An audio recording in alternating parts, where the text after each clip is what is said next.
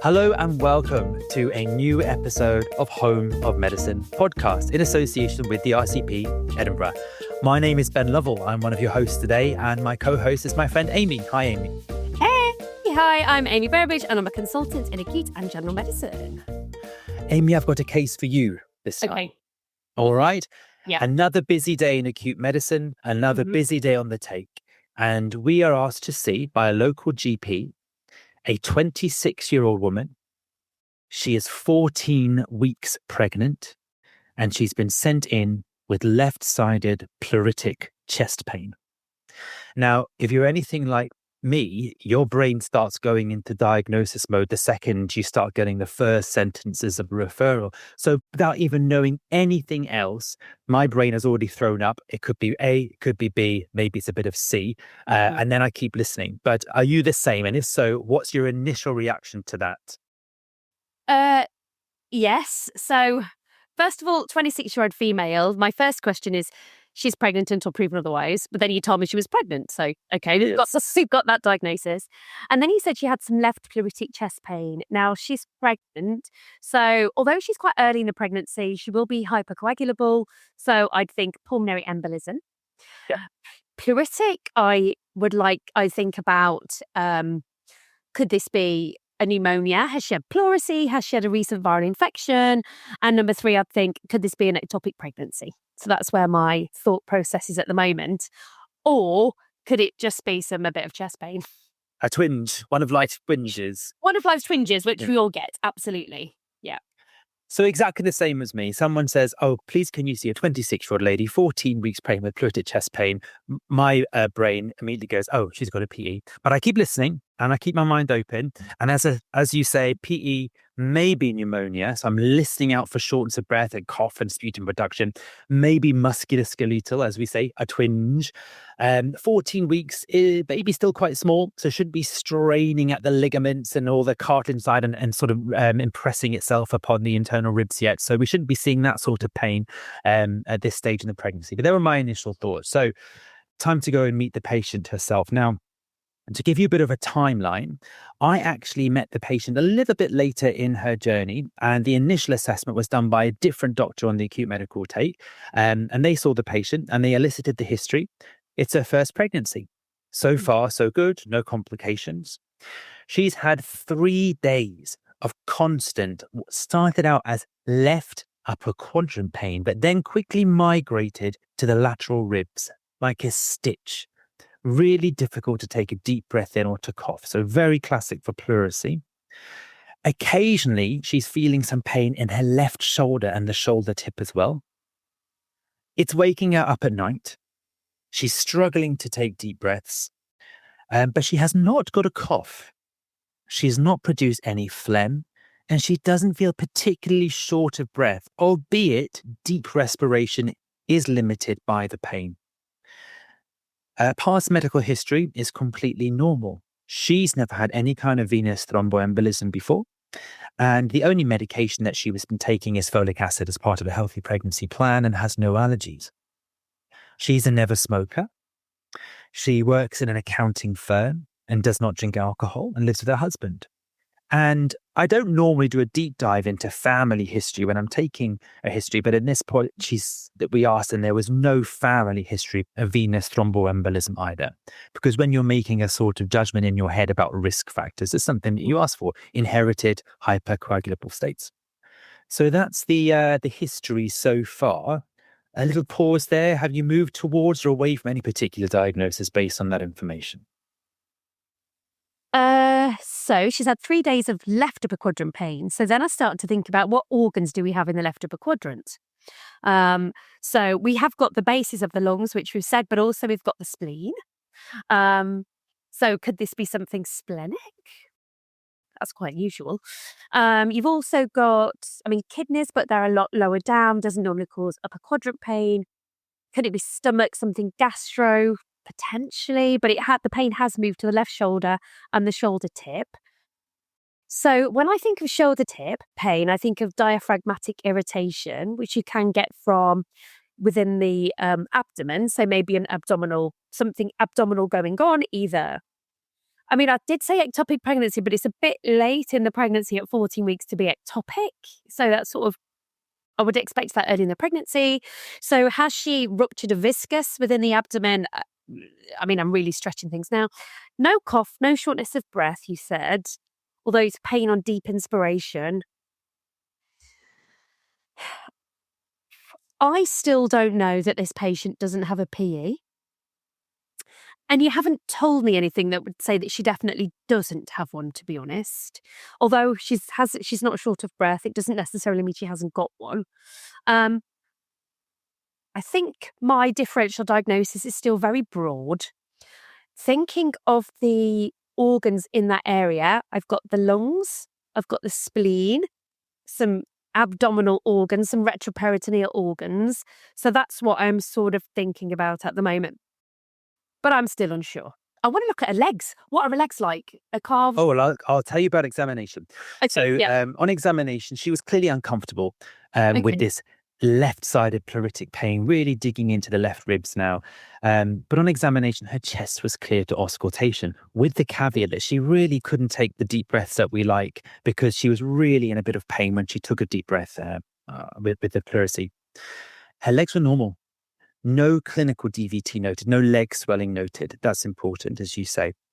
An abdominal exam was normal. Cardiovascular exam was normal. Her observations revealed her SATs were actually 100% on remet. Oh, okay. Her respiratory rate was 18. A bit high. Okay. Well, really? What's your cutoff for respiratory? Well, I guess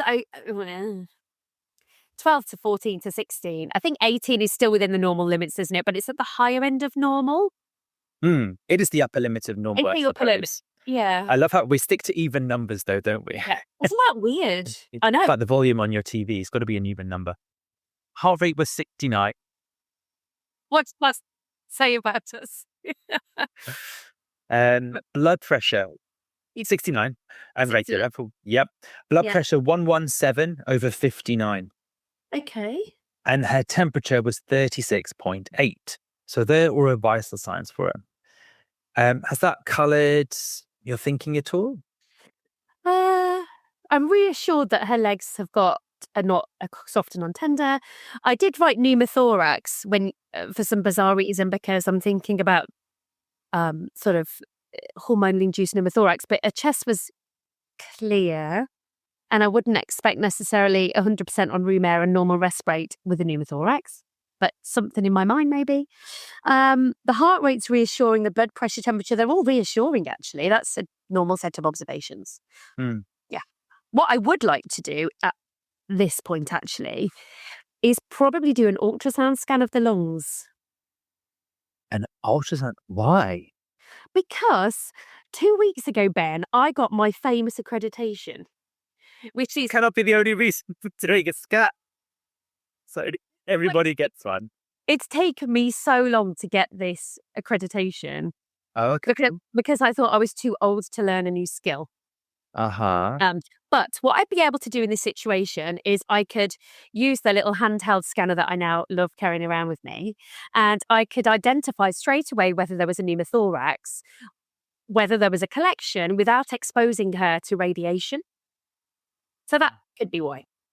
So you would look for pneumothorax. Yeah. And you could see fluid, pleural. I could see fluid. Consolidation? Yeah, absolutely. You can see consolidation, yeah. Okay. Oh, we didn't have a POCUS capable person there, unfortunately, so she didn't get that. Would you like some blood test results? I would love some blood tests, please. Full blood count, normal across the board. No anemia. Renal function, using these normal. Clotting, normal. CRP, 81. And that's the only abnormality we're looking at here. She had an ECG, which showed normal sinus rhythm and nothing pathological on that. And she had a chest x-ray. And the chest x-ray revealed a small amount of left lower zone consolidation with a small rim of fluid. Okay. What's your diagnosis and what's your plan? So just say that again. The chest X-ray showed a small. It showed left lower zone consolidation Okay. with a small rim of pleural fluid around. And some fluid as well. So so a tiny pleural effusion with consolidation. So what could this be? Okay, so it could be inflammatory. So it could be infection potentially. You could get this in a PE. You can get consolidation and a little bit of pleural effusion in a PE, so that could still be an option, to be honest. How do you get consolidation in a PE? So if you get infarcted tissue within the lung due to a large PE, you can get an inflammatory response, and you can get white cells, macrophages, neutrophils, cytokines rush to the area and cause some localized inflammatory response, and you can get consolidation like that. Okay. It's not common. Okay, I want to give her some pain relief because she's in pain, isn't she? That's a good thought, actually, yeah. And that's actually her main concern. It's the pain. I can't take a deep breath in here. Yeah. And I always worry about someone who, I mean, she's got radiological signs of pneumonia. She's got a CRP of 81, she's got consolidation, and she's not going to be able to expectorate and clear and ventilate that area if she can't take a deep breath in. So you've got to break the pain cycle, and sometimes that does get forgotten. And she'd already been saying, and she'd been taking paracetamol at home and it did nothing. So what are you going to give her? She's pregnant, so I am therefore limited by the options, but you can give codeine in pregnancy and you can give morphine in pregnancy. So I think we often get scared of giving, pain relief in pregnancy, but having had 3 pregnancies and been in pain, I think, opioids are safe if you are in pain because it takes the pain away. So I would go for either paracetamol and codeine. If it's really bad, you can consider Oromorph or something. So I'd work up the pain ladder, avoid non-steroidals. Very good. And just to be clear, we avoid non-steroidals because? Because they do something to the blood flow within the placenta.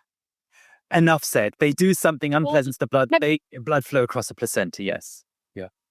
It's something to do with the afferent and efferent constriction of the blood vessels of the placenta to the blood flow to the baby. Am I right? Yeah, as far as I'm concerned. Okay. So yes, you can cause renal problems in fetus, and it can affect blood flow across the placenta. Yeah. And it can do something to the heart as well, can't it? I think potentially. Why are you exposing my lack of knowledge here? Yeah. But no, you're right. So, but it's something that we avoid. Yeah, absolutely. Okay. So you're going to give pain relief, yeah? So I'm going to give some antibiotics because I've got a CRP, I've got consolidation, and I've got some fluid. So there's definitely some inflammation there. Now the question is, given her pain and the fluid, do I need to rule out a PE? Okay, first things first, which antibiotic are you going to give her? Okay, so again, we're limited in pregnancy for what antibiotics we can give, but I know that amoxicillin is safe in pregnancy. So I'd probably go for, because I'm treating a community-acquired pneumonia, amoxicillin, 500 milligrams EDS. So your plan is analgesia, amoxicillin orally. Yeah. And now you're going to scratch your head a little bit about whether or not we stop in terms of investigating and thinking whether we have our diagnosis. Yeah. Okay. And where do you sit with that? What would you have done? This is a really difficult one because I think I'm overthinking it now. Talk me through what's your thinking process. So why are you struggling? So I'm struggling because you said the very first sentence you said was 14 weeks pregnant, left pleuritic chest pain. This is a pulmonary embolism until proven otherwise. Have I now gathered enough information that's proven me otherwise? Or have I fallen prey to anchoring bias and anchored onto that first piece of information that you've given me and then completely gone down that PE route, which has, I guess, potentially stopped me from thinking of anything else? But also I'm very conscious that I can't miss a PE as well. Yes. So, and just to be clear, PE is the leading cause of maternal death. Absolutely. We cannot afford to get this wrong. On the other hand, you've made a diagnosis which satisfies the presentation and the clinical picture.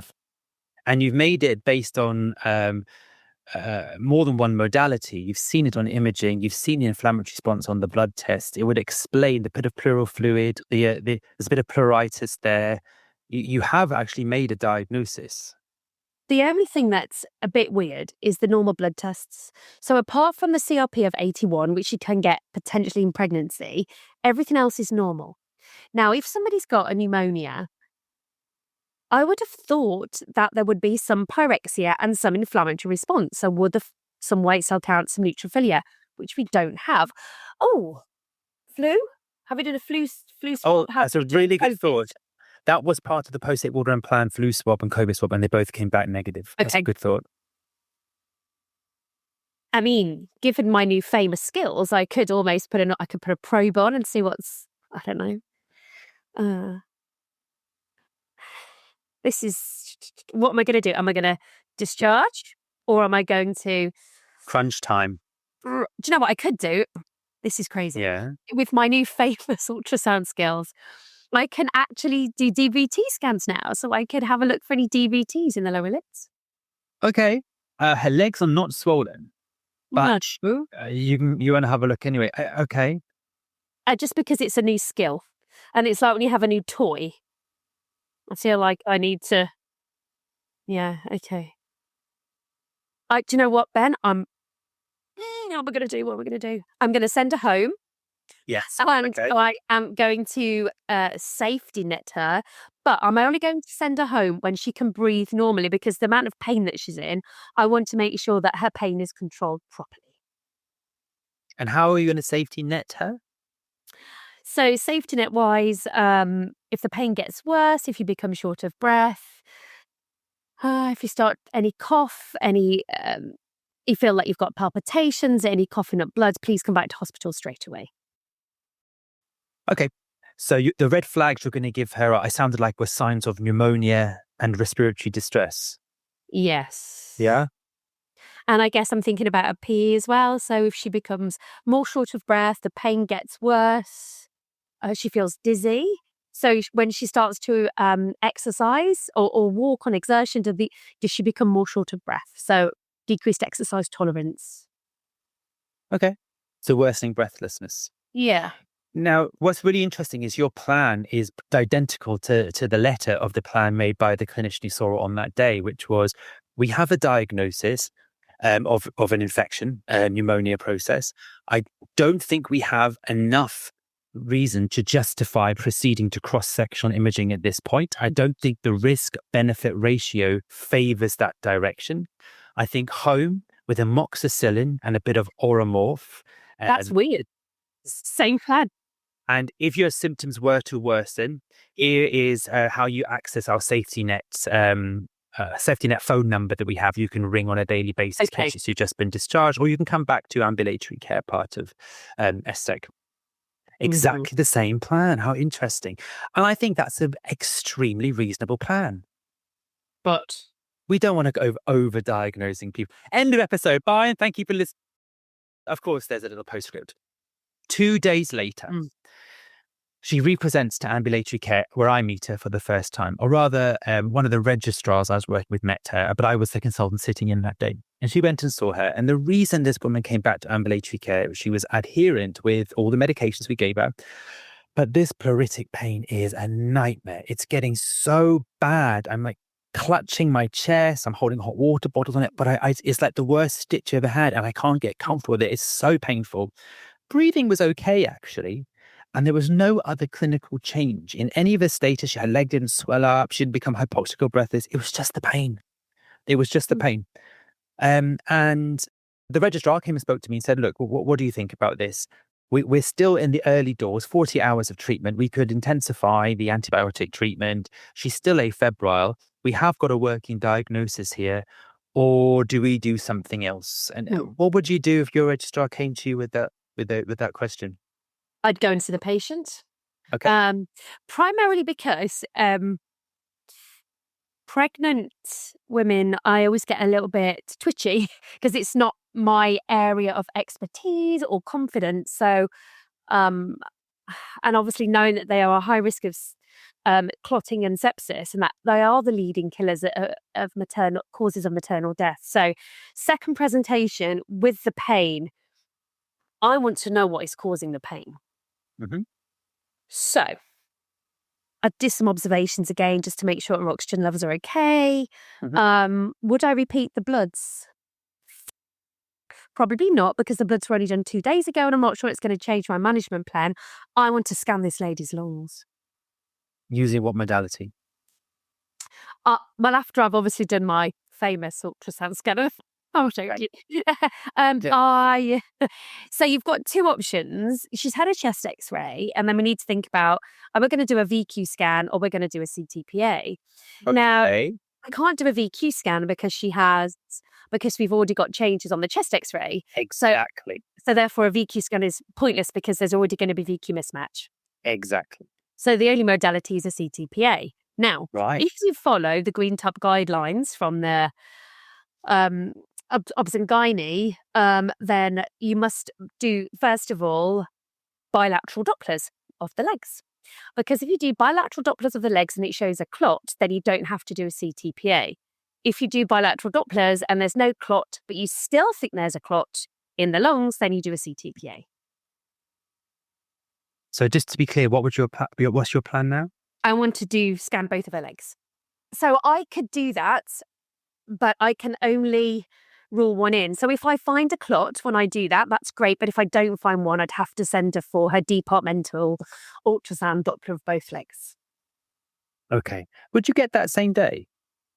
Yeah, potentially. Okay. Yeah, absolutely. Also, now I'm starting to think about, because I'm thinking clot, do I need to actually start treatment? Which with heparin, because low molecular weight heparin, because obviously we can't use a DOAC in pregnancy. So I'm going to use 1 milligram per kilogram BD of enoxaparin, and I'm going to do it according to her booking weight. And what booking weight is the weight that you are when you are 8 or 9 weeks pregnant when you first see the midwife. So it's not your weight at the time when you have the presentation to hospital. Yeah. And if these Doppler scans were negative, then what? Would I see TPA or not? Yeah, I guess. To see TPA or not to see TPA? Mm-hmm. I'm going to do a CTPA, Ben. Okay. Thank you. Now, I'm glad we're doing this episode. I've got a little bit of CPD for you. The Green Top guidelines have changed. The Royal College now no longer recommends bilateral Dopplers in the absence of clinical signs of DVT. Oh my, where did this change? How embarrassing. I do not know. It changed within my consultant career, because I remember when I was a new qualified consultant in 2017, bilateral Dopplers were considered the first line test when diagnosed, as there were no ionizing radiation. But now they say, and if they have no signs of DVT in the leg, then you don't do it, because the yield is microscopically low, and it doesn't prevent ionizing tests later on in the patient's journey. So that's actually out the window now. So I said, there you go, fact of the day. So I spoke to the registrar and I said, look, I think we do have a diagnosis here. Why don't you speak to the patient about a CTPA, see what she thinks? I'm very happy to support a CTPA for them. We can get it done in an hour here in ESTEC. Wow. And then we know the risks are very, very, very, very low. And I think sometimes we get a bit more worried than we need to be about ionizing radiation. But what we have to hang on to is the fact that you need a healthy mother to have a healthy baby. We can't look at mum and baby as two separate entities and say, well, I think I'll protect baby, so let's not scan mum. That logic doesn't really stand up if mum has a diagnosis that is going to cause morbidity or mortality, because of course baby is there with her. So I said, see what's thinking. And she came back and said, look, I've spoken to the mum. She's really sensible. We're going to do the CTPA. So we did the CTPA. Results came back an hour later. Bilateral pulmonary emboli to the lower lobes, burden higher on the left than the right. There's consolidation at the left base, which is likely a pulmonary infarct with a surrounding effusion, just like Dr. Burbridge said at the top of the episode. So there we go. So this is a woman who presented with bilateral thromboembolic disease, masquerading, as you like, as a chest infection, and was initially treated still so reasonably, I think, with antibiotics and analgesia based on what was going on at the front door, but then came back because safety netting worked. Yeah. And she got a scan and she got a diagnosis. And so the plan changed dramatically.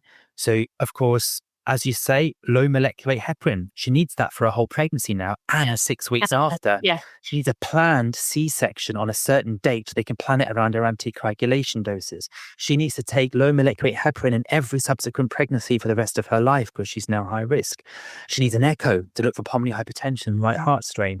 So, and follow up in the obstetric physician clinic, which we have here. So a big changing plan from go home with antibiotics. Now, to me, when she came back and told me that result, that was too close. That was too close for comfort for I me. agree. Because I could have sent her home. I nearly did. And I don't know what that would have happened. And it was just an example of a bullet whistling past your ear, just missing you. And a nice symbol of sitting with risk, and how sitting with risk is really the consultant's core.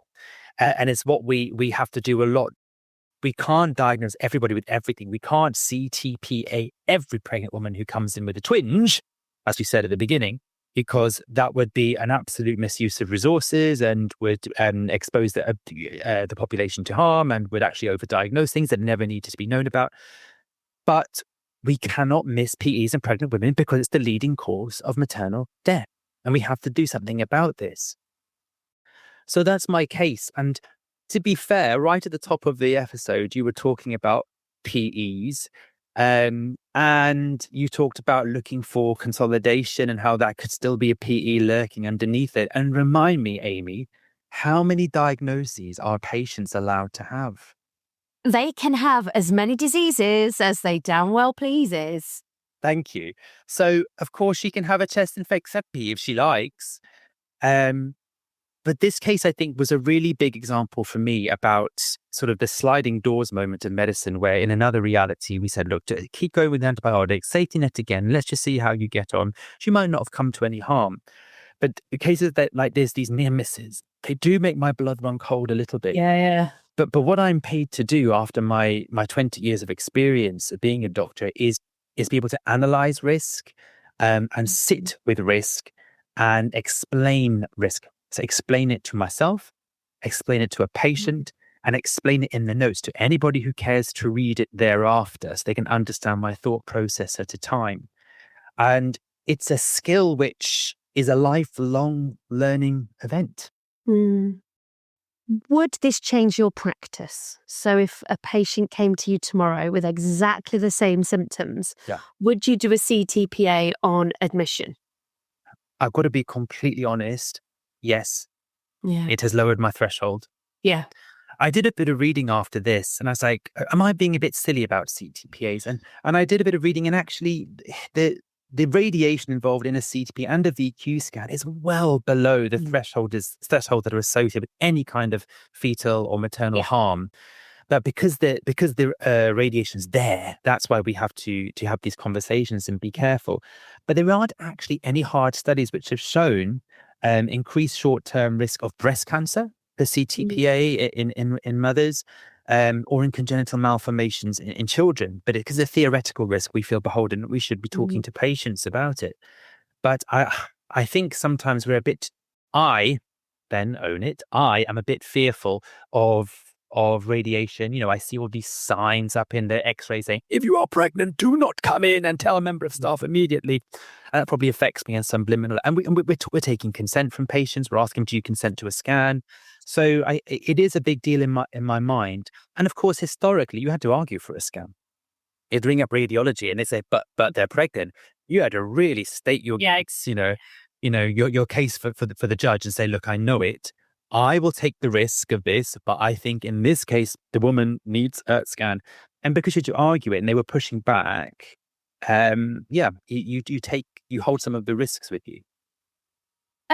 Do you think, because she was 14 weeks pregnant, which is quite early in pregnancy, Do you think that we can say that the cause of the emboli was due to pregnancy, or do you think this warrants investigation postpartum to look for other Mm, causes of hypercoagulability? that's a really good question. Did she have a chest infection to start with, and that Mm. plus the pregnancy led to a PE? Because we do know that pregnancy makes you 5 to 10 times more likely to have a VTE, it's a Mhm. hypercoagulable state. Or did she have the PE, which then led to a local inflammation and maybe a secondary infection, or maybe there was no infection at all? Mhm. Um, but the answer to your question, she will be followed up now by hematology, who will Yes. do the appropriate investigations for inherited thrombophilias, see if there's any risk of a recurrence. So that will happen anyway.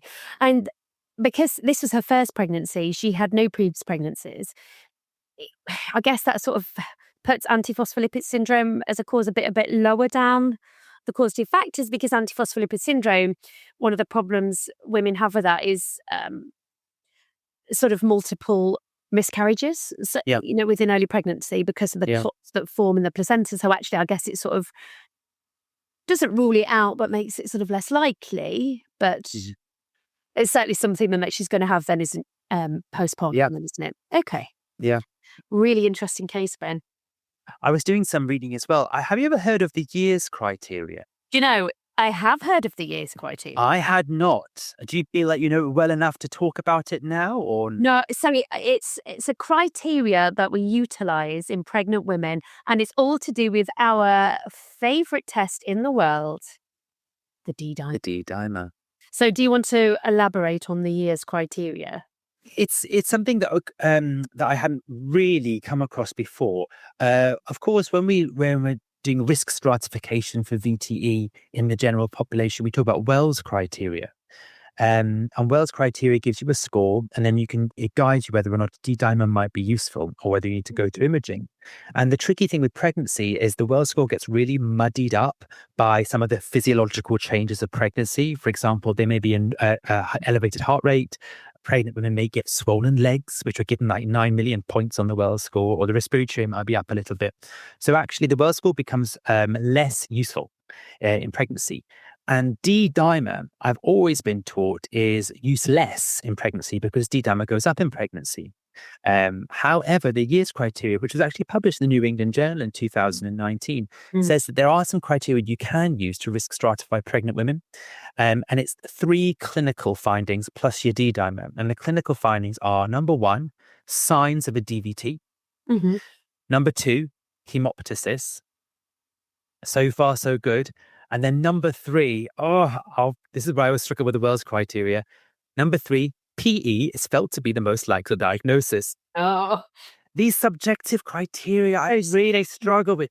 Because I'm using your criteria because I don't know. So I do struggle, but it says those are the 3 criteria you look at, and then you combine that with the pregnancy adjusted D-dimer Yes. threshold. Yeah, yeah. And then it gives you a score which calculates whether or not this pregnant patient is like to have a PE or not. I hadn't used it before. It's something I'm going to think about now going forward. Mm. Because it was ratified actually in 2023 by the European Society of Cardiologists, who said this should be our bread and butter now, and actually avoids unnecessary scans from pregnant women. So it's something I'm going to try to use going forward. Years, just in YEARS criteria.